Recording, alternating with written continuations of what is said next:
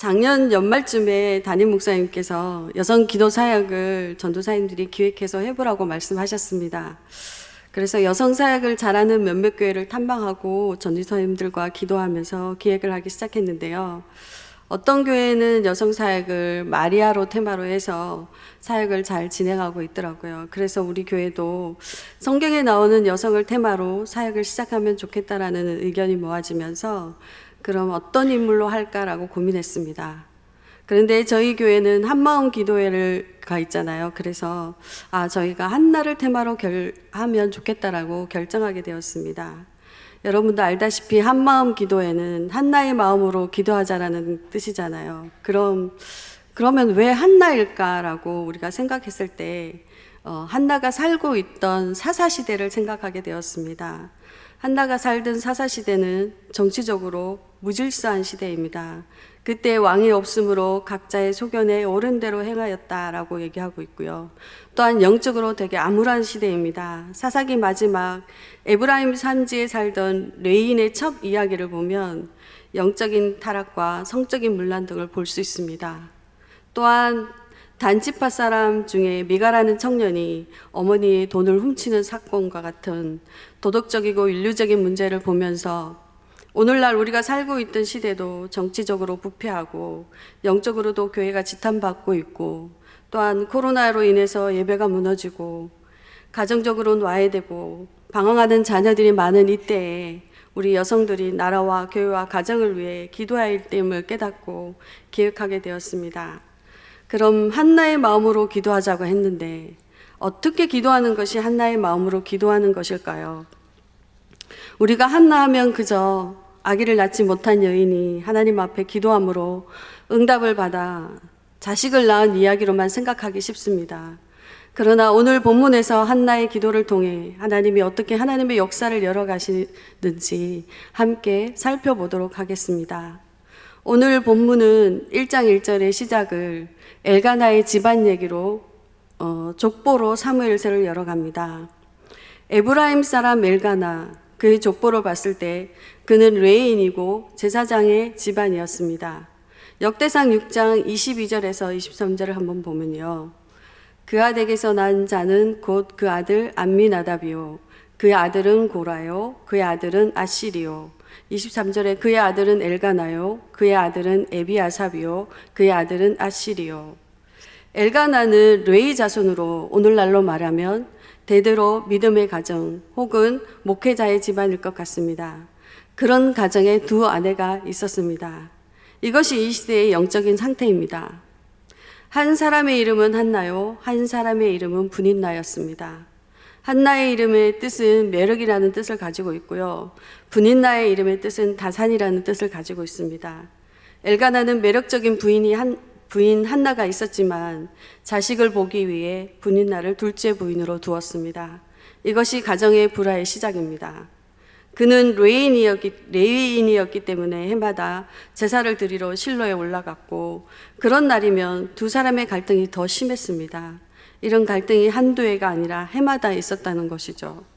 5절에 보면 한나에게 갑절을 주니, 그리고 8절에 보면 그의 남편 엘가나가 그에게 이르되 한나여 어찌하여 울며 어찌하여 먹지 아니하며 어찌하여 그대의 마음이 슬프냐, 내가 그대에게 10아들보다 낫지 아니하냐. 엘가나는 한나를 무척 사랑했습니다. 비록 아이가 없는 한나지만 자식을 낳은 분인나보다 더 사랑해서 한나에게 항상 두 몫을 주고 내가 그대에게 10아들보다 낫지 아니하냐 할 정도로 사랑했습니다. 분인나 입장에서 보면 내가 남편에게 자식을 낳아 주었는데 자식을 낳은 나보다 자식이 없는 한나를 챙기는 엘가나를 보면서 항상 한나를 미워했을 것입니다. 6절에 보면 그의 적수라는 표현을 썼습니다. 한나에게 분인나가 적수이면 분인나에게 한나도 적수가 되겠죠. 남편의 사랑을 받지 못하는 분인나가 한나를 해마다 제사를 드리러 갈 때마다 한나를 괴롭히고 업신여겼습니다.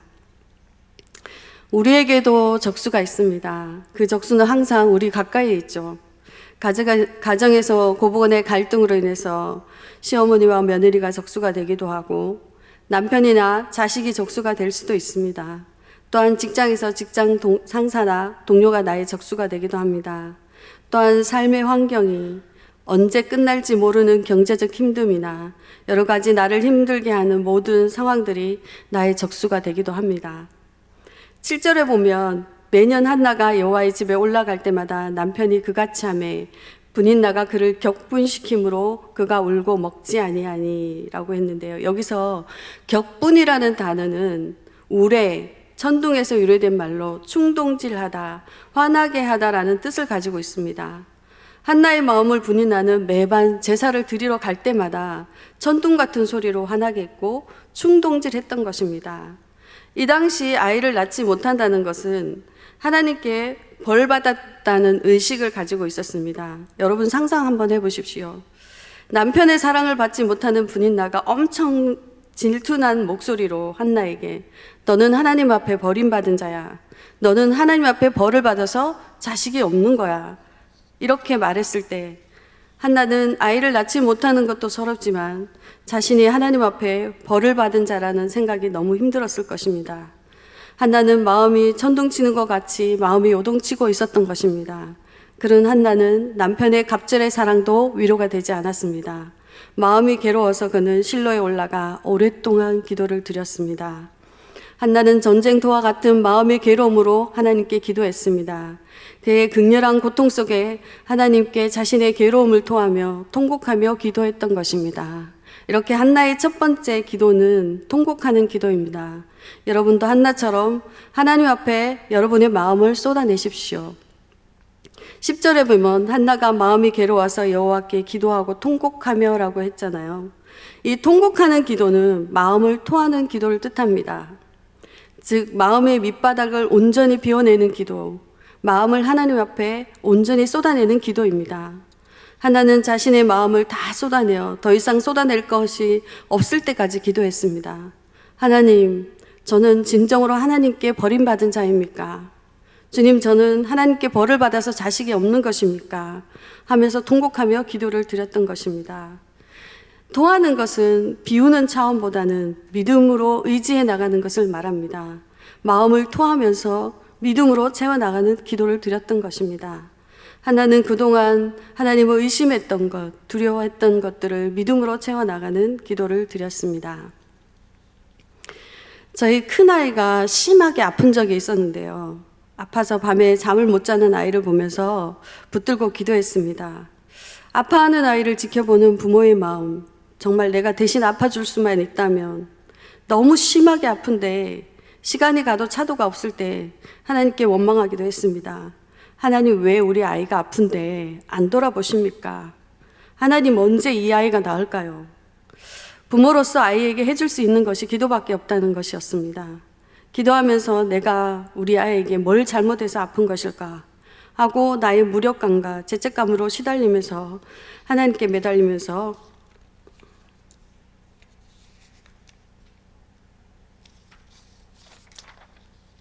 기도했습니다. 아이가 아플 때, 빨리 차도가 없을 때 나의 조급한 마음 때문에 하나님이 없는 것 같이 느껴질 때도 있었습니다. 그럴 때 멍하니 시간만 흘려보낼 때도 있었습니다. 그러다가 다시 또 기도밖에 없다는 것을 깨닫고 하나님 앞에 나아가 다시 기도합니다. 정말 마음을 다해서 하나님께 부르짖으며 기도하는데 하나님이 제 마음을 만지시면서 확신을 주십니다. 우리 아이를 하나님이 책임지신다는 것을 알게 되었습니다. 우리에게도 한나와 같이 불임 같은 앞뒤가 꽉 막혀서 앞으로 갈 수도 없고 뒤로 물러날 수도 없는 상황, 사방에 우겨쌈을 당한 것 같은 상황, 우리에게 이런 고난이 닥치면 우리는 먼저 하나님 앞에 묻습니다. 하나님, 왜요? 왜 저한테요? 라고 질문합니다. 또 하나님, 언제까지요? 라고 묻습니다. 하나님께 원망하기도 하고 답을 찾으려고 매달려 보기도 합니다. 그러나 답을 찾으려고 하다 보면 더 실망하고 낙심할 때가 많이 있습니다. 하나님이 안 계신 것 같고 나의 하나님이 아니라 저 분인나의 하나님만 되는 것 같은 상황. 그러나 믿음으로 나아가십시오. 믿음으로 나아가다 보면 우리가 할 수 있는 일이 기도밖에 없음을 알게 될 것입니다. 하나님은 우리가 고난 가운데 있을 때 우리에게 답을 주시기보다는 믿음으로 그저 하나님만 바라보며 따라오라고 하십니다. 여러분, 한나와 같이 적수가 나를 괴롭히고 환경이 나를 짓누르고 끝날 것 같지 않는 현재의 고난 상황 가운데 하나님 앞에 나와 부르짖으십시오. 통곡하며 우십시오. 전둥치는 듯한 마음이 요동칠 때 주님 앞에 나아오십시오. 시편 62장 8절에 보면 백성들아 시시로 그를 의지하고 그의 앞에 마음을 토하라. 하나님은 우리의 피난처시로다. 여러분, 하나님 앞에 나와 마음을 다 쏟아내십시오. 그분은 우리의 피난처이십니다. 한나는 자신의 모든 문제를 가지고 나아가야 올 것이 하나님밖에 없음을 알았습니다. 한나는 믿음으로 나아가 주님 앞에 통곡하며 기도했습니다. 마태복음 5장 4절에 애통하는 자는 복이 있나니 그들이 위로를 받을 것이며, 우리의 마음이 진정으로 위로받을 것은 하나님밖에 없습니다.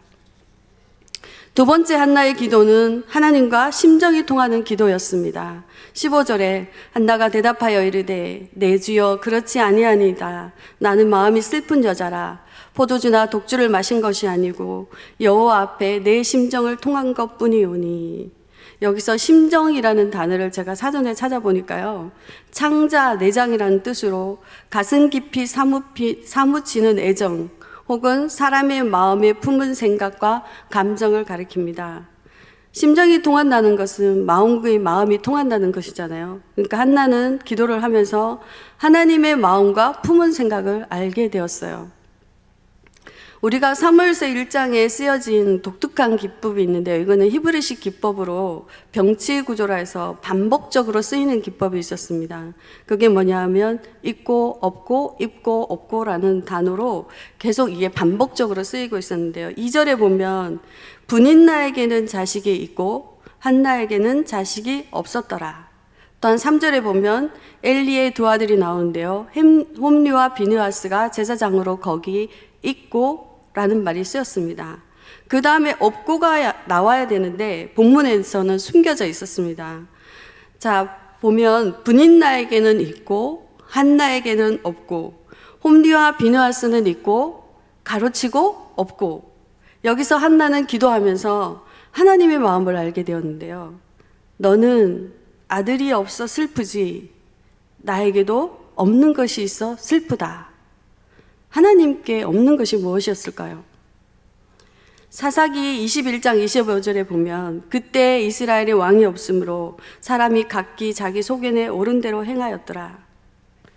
지금까지 이스라엘의 왕은 누구였나요? 하나님이 그들의 왕이었습니다. 그런데 왕이 없다는 것은 진정으로 하나님을 왕으로 섬기는 자가 없다는 것이었습니다. 또한 사무엘상 3장 1절에 보면 아이 사무엘이 엘리 앞에서 여호와를 섬길 때에는 여호와의 말씀이 희귀하여 이상이 보이지 않았더라. 이 시대는 하나님의 말씀이 끊어진 시대입니다. 한나는 알게 되었습니다. 하나님을 진정으로 섬기는 사람이 없으며 하나님의 말씀을 진정으로 전할 선지자가 없다는 것을요. 그래서 한나는 11절에 서원하여 이르되 만군의 여호와여 만일 주의 여종의 고통을 돌보시고 나를 기억하사 주의 여종을 잊지 아니하시고 주의 여종에게 아들을 주시면 내가 그의 평생에 그를 여호와께 드리고 삭도를 그의 머리에 대지 아니하겠나이다. 하나님, 아들 주세요. 그럼 그 아들 하나님을 왕으로 섬기는 자, 하나님의 말씀을 대언한 자로 드리겠습니다. 우리가 여기서 기억해야 될 점은 6절에 보면 여호와께서 그에게 임신하지 못하게 하심으로 라고 했습니다. 한나의 불임은 하나님으로 인한 것이었습니다. 임신하지 못한 한나와 같이 영적인 암흑기에 쌓여있는 불임한 이스라엘 백성에게 하나님을 왕으로 섬기지 않고 말씀이 끊어진 시대에 하나님은 한 여인의 기도를 통해 새 시대를 열어가신 것입니다. 그 땅의 위대한 선지자 사무엘을 잉태케 하시고 그 사무엘을 통해 하나님의 뜻을 이행하는 선지자로 세워가신 것입니다. 자식이 없어 슬퍼하는 한 여인의 기도는 새로운 세대를 열어가는 단초가 되었던 것입니다. 오늘날도 우리도 마찬가지입니다. 우리의 진정한 왕은 예수 그리스도입니다. 우리는 그 예수님을 왕으로 주인으로 섬기고 있습니까? 홈리와 비느하스처럼 교회는 다니는데 신앙의 모습은 갖추었지만 내 마음대로, 내 고집대로 살아가는 내가 왕은 아닌지요. 오늘날은 말씀이 희귀한 것이 아니라 말씀의 홍수 속에 살아갑니다. 유튜브나 인터넷을 통해 보면 우리가 접할 수 있는 말씀은 너무나 많이 있습니다. 그러나 진정으로 그 말씀대로 살아가고 있습니까? 영적으로 죽어가는 저 영혼들을 위해 진정한 복음을 전파하는 입술로 살아가고 있습니까? 우리도 기도하다 보면 하나님의 뜻을 알 수 있습니다. 우리는 분명 나의 문제, 나의 억울함으로 하나님 앞에 나아가 통곡하면서 기도하는데 하나님은 하나님의 뜻을 보여주십니다. 주일날 이인호 목사님 설교 중에 우리 주위에서 일하시는 하나님이라고 하셨는데 하나님은 우리 기도를 통해 일하시며 하나님의 역사를 이루어 가십니다. 하나님의 마음과 마음이 통한 한나는 이제 그 아들을 바치겠다고 서원 기도를 합니다. 여러분도 한나처럼 자녀들을 하나님의 자녀로 키우셔야 합니다. 세 번째 한나의 기도는 자녀를 하나님께 바치겠다는 기도였습니다. 여러분의 자녀도 믿음의 자녀로 키우기를 결단하십시오. 11절에 하나님, 아이를 하나님께 드리겠습니다. 나시린으로 키우겠습니다. 철저히 구별되어 키우겠다고 고백합니다.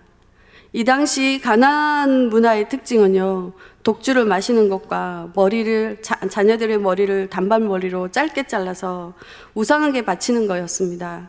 한나는 그런 시대에 세상과 다르게 키우며 세상의 질서가 아니라 하나님의 순결한 아이로 키우겠다고 결단과 헌신의 기도를 드렸던 것입니다. 여러분의 자녀들 어떻게 키우기를 원하십니까?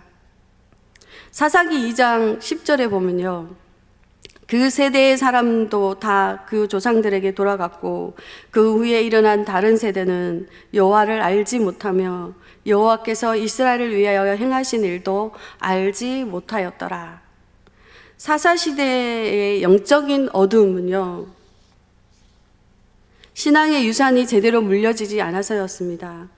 그 조상들은 다 죽었고 그 후에 일어난 세대는 우리가 여기서 알아야 될 게 다음 세대가 아니라 다른 세대입니다.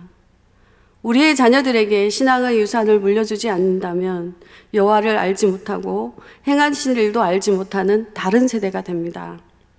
엘리는 자신의 자녀들 홈리와 비느하스가 제사장으로 성전에서 섬기는 자였지만 여호와 하나님 앞에 가정이 행하는 것을 제대로 가르치지 못하였기 때문에 하나님 앞에 심판을 받습니다. 반대로 어린 사무엘은 하나님을 경외하며 순종하는 자녀로 자랍니다. 우리의 자녀들을 진정 하나님을 경외하며 예배하는 자로 키우시기를 원하십니까? 유대인들은 처음에 임신했을 때요, 처음 사는 출산 준비물이 성경책이라고 합니다. 임신한 10달 동안 엄마가 열심히 성경을 읽으면서 태교를 합니다. 그리고 아이가 태어나면 아이가 이쪽으로 돌려도 엄마가 성경을 읽고 있고 저쪽으로 돌려도 엄마가 성경을 읽는 모습을 보고 자란다고 합니다. 이렇게 신앙교육이라는 것은 말로서 가르치는 것이 아니라 삶으로 보여주셔야 합니다. 가정에서 믿음으로 사는 방법을 부모가 보여주셔야 합니다. 이 아이들이 그렇게 보여줄 때 이 아이들은 평생 주님의 곁을 떠나지 않고 말씀대로 살아갈 것입니다. 세상에는 우리 아이들을 유혹하는 재미있고 자극적인 것이 너무 많습니다. 항상 주님과 교제하는 훈련이 가정에서 이루어져야 합니다. 우리 아까 말씀한 것처럼 다른 세대에 되는 것에 대한 경각심을 가져야 합니다. 우리가 믿음으로 산다고 하면서 힘든 일과 어려운 일이 닥쳤을 때 세상과 타협한다면, 또 가정에서 믿음으로 산다고 하면서 말씀과 삶이 따로일 때 우리 자녀들은 기독교인으로서의 정체성이 흔들리고 마며 우리 자녀들은 다른 세대가 됩니다. 지난번 교회에서 중고등부 사역하는 교육자분들이 하시는 말씀이, 부모님들이 신앙이 되게 좋은 것 같은데 학원 스케줄 때문에 수련회를 안 보낸다고, 아이는 오히려 참석하겠다고 하는데 부모는 학원 스케줄 때문에 안 된다고 했다고 합니다.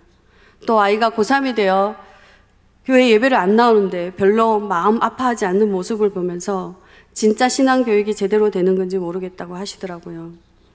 부모된 우리가 믿음으로 살지 않으면 우리 아이들은 믿음으로 살지 못합니다. 교회는 익숙하지만 믿음으로 나아가는 것이 되지 않는다면 믿음으로 선한 결단을 하셔야 합니다.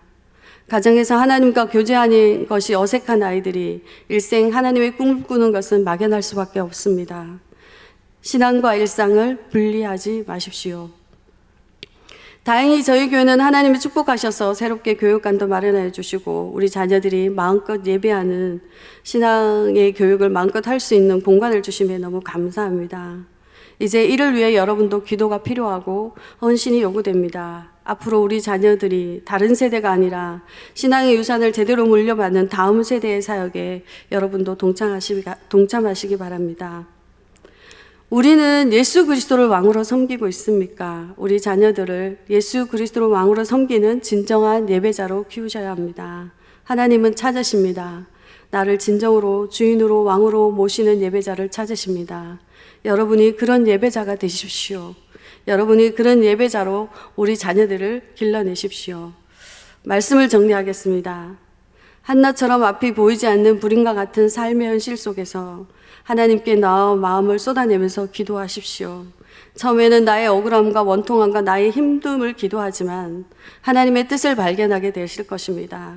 나의 염려와 걱정으로 기도하지만 하나님은 우리의 생각을 평안으로 바꿔주시며 기도를 통해 하나님의 일하시는 것을 볼 수 있습니다.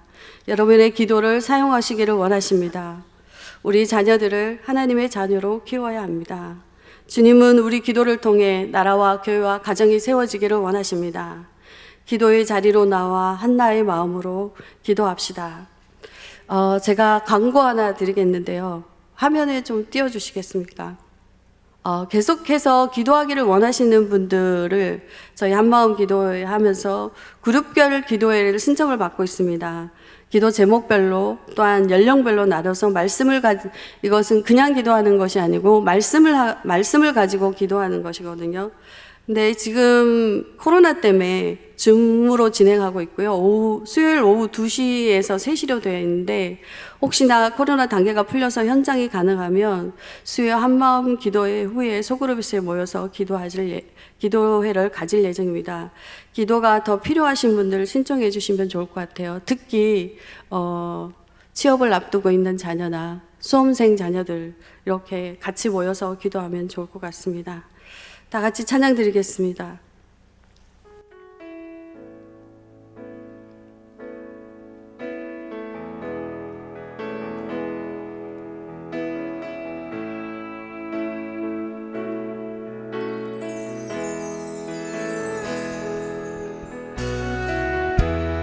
은혜 아니면 살아갈 수가 없네. 호흡마저도 다 주의 것이니 세상 평안과 위로 내게 없어도 예수 오직 예수뿐이네.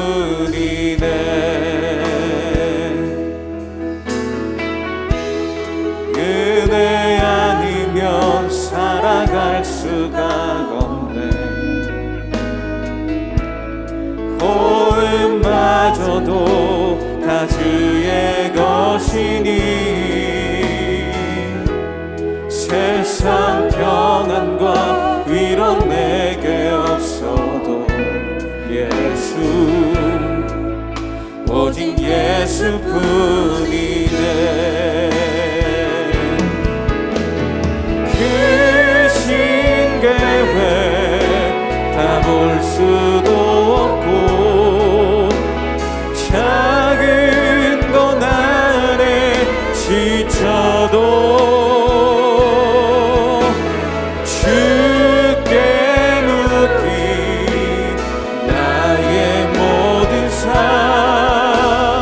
버티고 견디게 하시네.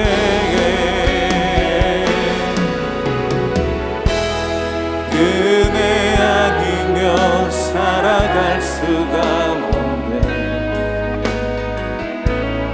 나의 모든 것 다 주께 맡기니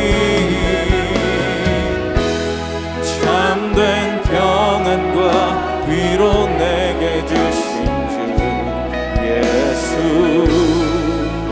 오직 예수뿐이네.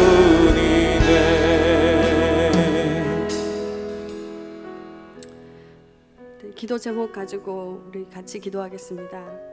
우리의 삶의 불임과 같은 힘듦과 어려움과 고난이 올 때 우리의 피난처 되시는 주님 앞에 나와 믿음으로 부르짖으며 기도하게 하옵소서. 예수 그리스도만이 나의 진정한 구원자이시며 왕이심을 고백하며 주님만을 경외하는 예배자로 서게 하옵소서. 우리의 자녀들이 하나님을 경외하며 믿음으로 살아가길 원합니다. 이를 위해 부모된 우리가 더 기도하며 믿음의 본을 보이게 하옵소서. 이 기도 제목 가지고 우리 다 같이 주여 한번 부르며 기도하겠습니다. 주여, 살아계신 하나님 아버지,